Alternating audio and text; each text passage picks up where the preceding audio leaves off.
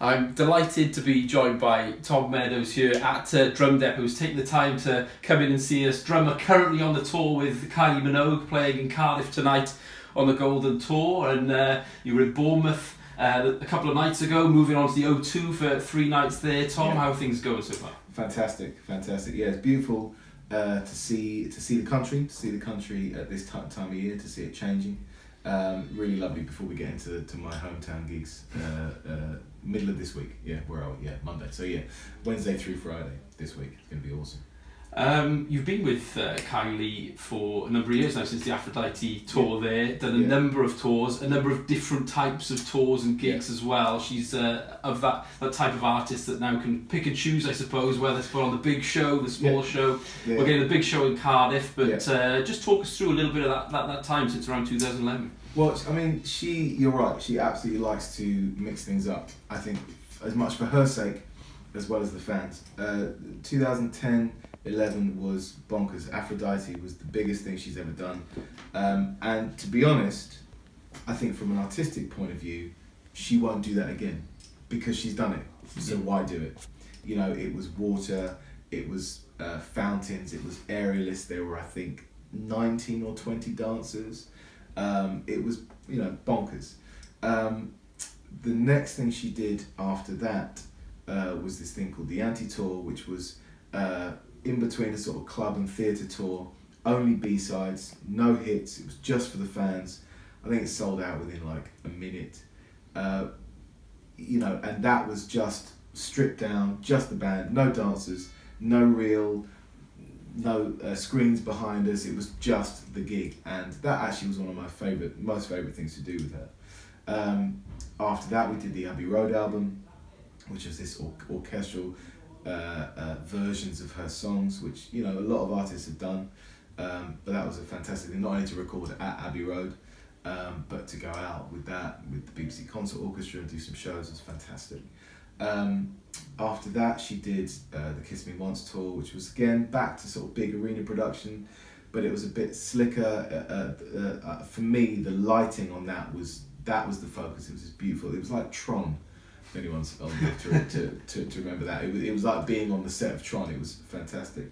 And fast forward, she did a Christmas album, which was great. That was I was doing some big band stuff on that, as well as some just different arrangements of Christmas tunes and her tunes, and we did a sort of residency at the Albert Hall, so that's always lovely. But this is back to arenas, back to production.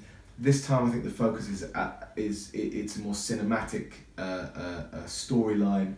The screens behind me are apparently beautiful, all sort of 4K, like ridiculous definition, across these massive arena walls. And it's a sort of a through line, story wise, which being a drummer I don't necessarily understand, but that's what I'm told.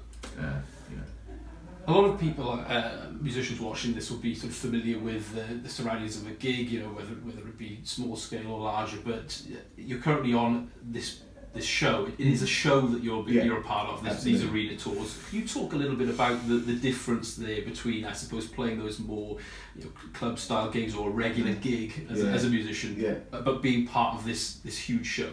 Well, sometimes the band and I will chat, and we sort of say, sometimes it'd be nice just to play a song, just to play a song and interact like you're just playing a song. But this kind of show is, you're important, you're absolutely important, and the band plays a vital role. I still believe that. I still believe that even in this world where a lot of it could just be track and singer or track and dancers, just the fact that you've got people pushing air on stage and creating something, it does mean something. It still does. And people, when they're paying not inconsequential prices for tickets, I think they expect to see something. But all that said, you are a small part of a big machine. So with screens, with lights, with all of the sort of stage gags that are going on, lifts going up and down, props coming on, everything is choreographed down to the finest detail. So I had a chat with the lighting designer who came up to me and said, you're hitting certain accents. Are you playing the same every time? I was like, well, I will if you want me to. Which is odd actually, because you're in rehearsals and you're sort of trying things out. You're trying to get to grips with it yourself, and they're sort of asking you to lock it down at that point. I think that's the thing really, is that to a large extent, yes, there are moments where you can breathe and move, but you're playing consistently the same thing night after night. Everything is locked into time code, which is MIDI'd to the backing tracks, to the lighting design. Everything is locked in, and if you dip out of that, you're in trouble. You talked there a little bit about sort of perhaps obviously being part of a bigger framework, and maybe obviously being hugely important as the drummer as well, in a different way to maybe a more regular gig. Yeah. How do you, or what do you, I suppose, focus on as perhaps your key things that you are trying to deliver and bring as a drummer to this product that's going on? And does that vary from other types of shows? Absolutely. And Kylie's repertoire, when I first started with her, the album had been produced by Stuart Price, and it was absolutely about being a machine, which I enjoyed. I enjoyed getting into that headspace.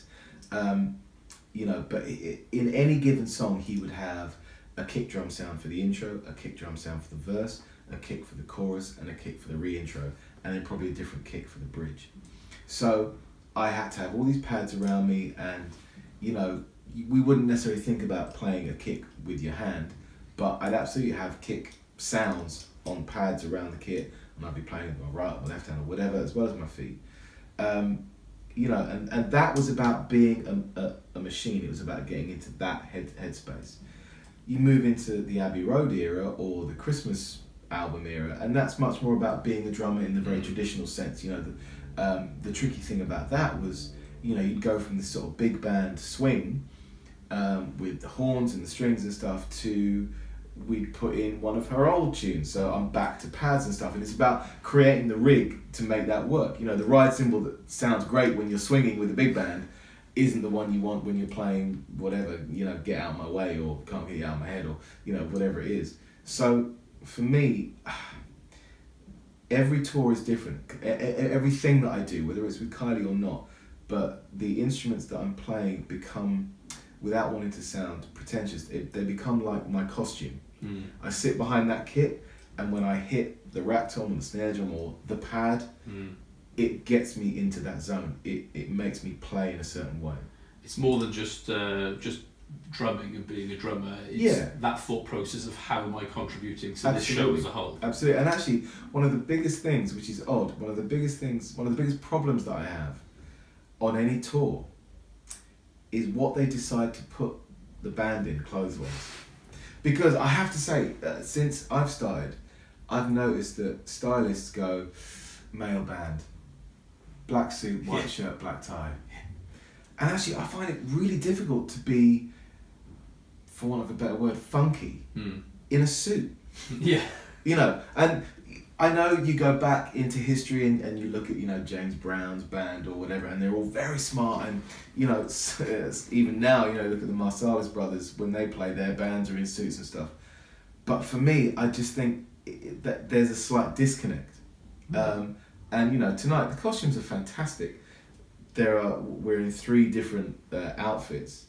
But sometimes I'm like, I have to forget that, and I just have to focus on what I'm hearing, really. And so that is the biggest thing, is as long as the choices that I've made, kit-wise or pad-wise or whatever it is, throwing out the right things, I can get into that right mindset.